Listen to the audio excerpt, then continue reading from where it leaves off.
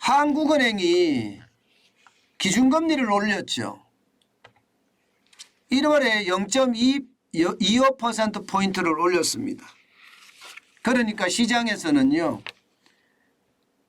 정부가 부동산 규제에 대한 것을 엄청나게 완화하거나 해제하면서 시장의 어떤 경착륙을 막아보자, 이렇게 이야기한 것이 물거품이 되는 것은 아닌가, 이런 우려감이 시장에서 이미 나오고 있습니다. 제가 여러분들에게 계속 말씀드리는 것 중에 금리 앞에 장사 없다는 말씀 많이 드리죠. 실제로 말입니다. 윤석열 정부는요, 지금 부동산에 대한 규제, 강남 상구하고 용산구 빼고는 다 풀었습니다. 게다가 세금 폭탄이라고 이야기하는 취득세 낮추고요, 보유세 낮추고요, 그리고 양도소득세까지 낮췄습니다. 어디 그뿐입니까? 분양에 대한 규제도 다 해제했습니다. 거의 다. 진짜 이게 문재인 정부를 넘어서서 박근혜 정부 때로 돌아간다 이야기할 정도로 규제 해제를 많이 했거든요. 그런데 금리는 다르다는 문제죠. 금리를 또 올리니까 이게 많은 사람들이 집을 살까? 아니 다시 폭락할 수도 있어, 이런 얘기를 하는 겁니다. 여러분도 알다시피 지금 기준금리가 3.5가 됐습니다. 기준금리가 3.5면요 1년 5개월 만에 3%포인트의 금리를 올렸습니다. 3%의 포인트의 금리를 올린다는 건 지금 돈을 말입니다. 예를 들어서 1억을 빌렸다. 그러면 3%가 올랐다. 그러면 1년에 금리만, 이자만 300만 원이라는 뜻이잖아요. 300만 원. 이자만 300만 원이 더 올랐다는 1억에 말입니다. 1억에. 그런데 집 사는데 1억 빌리는 사람이 있습니까? 1억 빌리는 것이 아니라 적어도 말입니다. 2억 3억은 빌리잖아. 3억은. 그러면 900만 원이 된다는 거예요. 900만 원. 3억이 됐을 때 3억. 900만 원이 더 오른다는 겁니다. 이게 기준금리로 봤을 때 이런 거예요. 그런데 이게 대출금리로 보면 상황이 다르죠? 왜 다른가? 대출금리로 보면 더 많이 올라갑니다. 왜냐하면 가상금리까지 올라가니까 주택담보대출 변동금리가 8.110%가 상단입니다. 하단이 5.080%입니다. 주택담보대출 고정금리도 상단이 7.240%입니다. 하단이 4.820%고요. 그러면 여러분 시장이 어떻게 될까요? 금리에 대한 부담 어마어마해지겠죠. 이게 말입니다. 옛날에 빌릴 때 지금 주택담보대출 변동금리로 빌렸다. 이게 비싸면 3.4% 3.5%로 빌렸어요. 그러던 것이 지금 8.1%가 됐다 이러면 적어도 5%가 올랐잖아요. 5%라고 그러면요 3억을 잡았을 때 이게 1년에 말입니다. 1년에 5%라면 3억이면 1,500만 원이에요. 1년에 1,500만 원의 이자가 더 나온다고 생각을 해보세요. 그러면 감히 집을 살 엄두를 낼 수 있을까요? 집 살 엄두를 못 낼 가능성 굉장히 큽니다. 물론 말입니다. 특례 보금자리론으로 대출을 받으면 좀 다르겠죠. 왜냐하면 대출 금액이 좀 싸니까.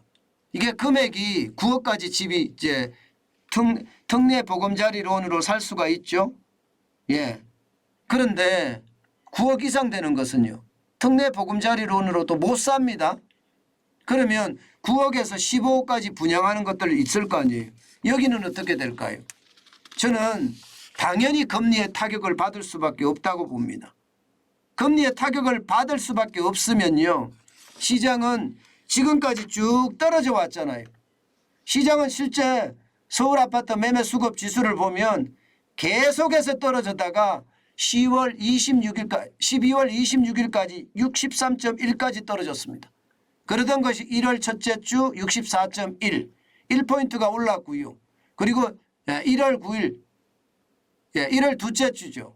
64.8, 0.7포인트가 올랐습니다. 물론 이게 100이 기준이기 때문에 64라는 숫자도 낮은 숫자가 맞아요. 그러나 정부가 대책 발표를 하고 나서 뭔가 분위기가 약간씩 반전되면서 시장에 연착륙이라는 그런 생각을 할 수도 있었는데 과연 이게 할 수가 있는 그런 모양새가 될 것인가. 예, 여기에 대한 시장의 우려감이 진짜 많이 커지고 있는 겁니다. 진짜 많이 커지고 있는 거예요. 그만큼 말입니다. 시장의 분위기는요 굉장히 다르고요. 특히 말입니다. 9억 이상 되는 집값에 대해서는 아마 더 9억까지 이렇게 떨어지는 그런 모양새를 취하지 않을까 이렇게들도 이야기합니다. 그게 실제인 것이 말입니다. 여러분 이거 한번 보세요.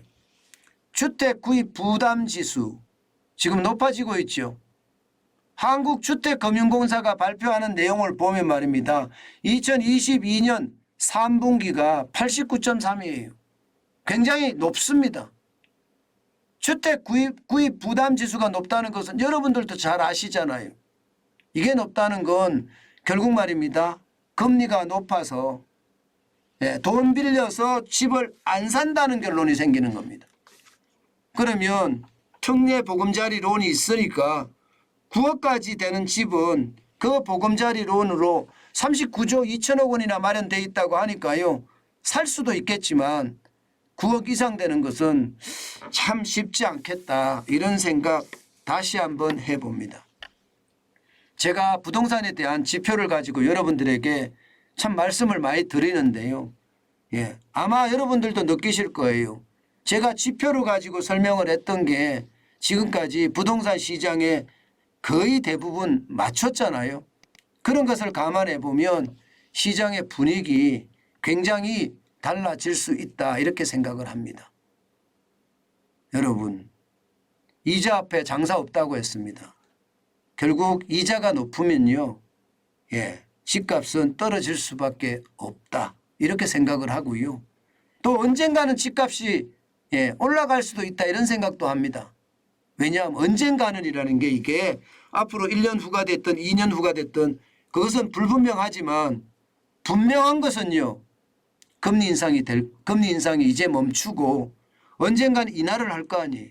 물론 인하를 해도 여전히 높지만 인하를 하는 시점 그때부터는 시장을 아주 지독하게 봐야 되는 그런 상황이 아닐까 저는 생각해 봅니다. 요즘 부동산 시장은 여러분 제가 늘 이야기했던 현장을 보고 이제 뭔가 하나씩 결정을 해가는 시기다. 그렇게 말씀드릴 수 있습니다. 하나씩 결정된다는 게 뭘까요? 지금 사라는 뜻이 아니에요. 언젠가는 사야 되는데 현장을 답사하면서 임장하면서 보시라는 뜻입니다. 그러면 조금 비싸더라도 내가 원하는 지역에 가기 위해서는 과감하게 결단을 하는 모습도 아마 종종 볼 수 있을 겁니다.